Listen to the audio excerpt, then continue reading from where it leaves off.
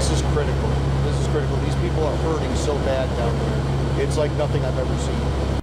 A Customs and Border Protection plane from Corpus Christi delivers relief supplies to Puerto Rico. And Chris 6 News flew along for the mission to that storm-ravaged island.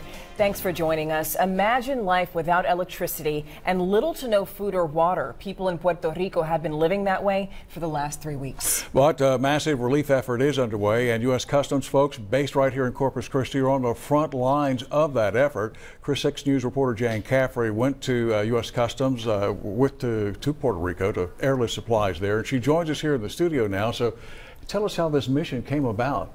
Well, the U.S. Customs and Border Patrol already had an established presence in Puerto Rico even before Hurricane Maria hit. They've shifted some of their efforts to delivery up to 15,000 pounds of supplies every day.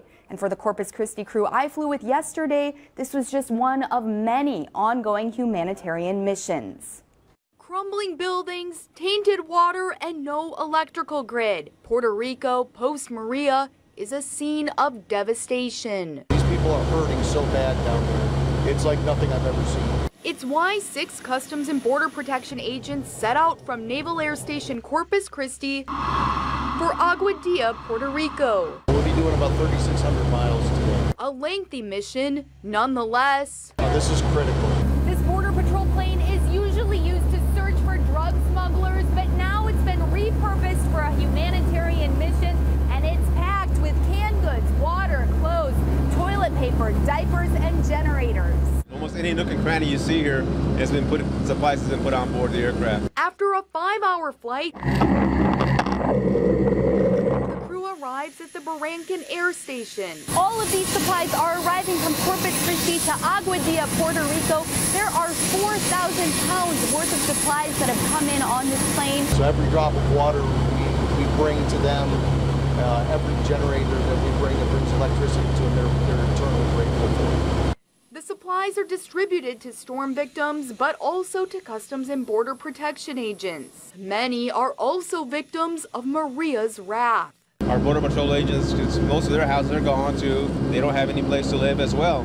Both are reasons the trip is crucial. Because it's an island, supplies have to be flown or shipped. Logistically, it's so difficult to get any aid to the people who need it. So that's why it's going to take a long time for them to recover from this, a lot longer than we're ever used to.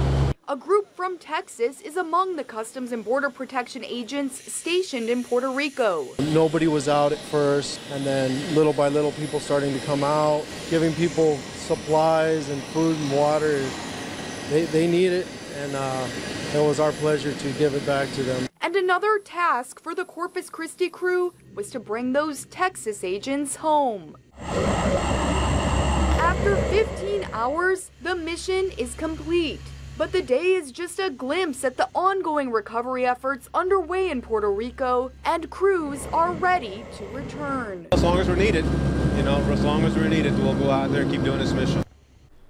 And you may have heard a shortage of truck drivers has caused problems with distribution around the island. Now, the crew I flew with says they haven't had that problem. Most of the supplies they're delivering are staying near the base. Okay. Now, the agents who were brought back to Texas, where are they headed exactly?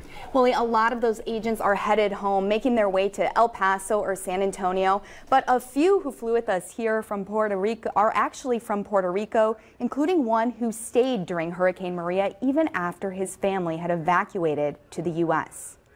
After flying for almost 3 weeks, just constantly in relief efforts down there in Puerto Rico throughout the whole island, it was finally time to take a break and come back and get my family settled. They're in San Angelo, Texas right now, so this is the first leg.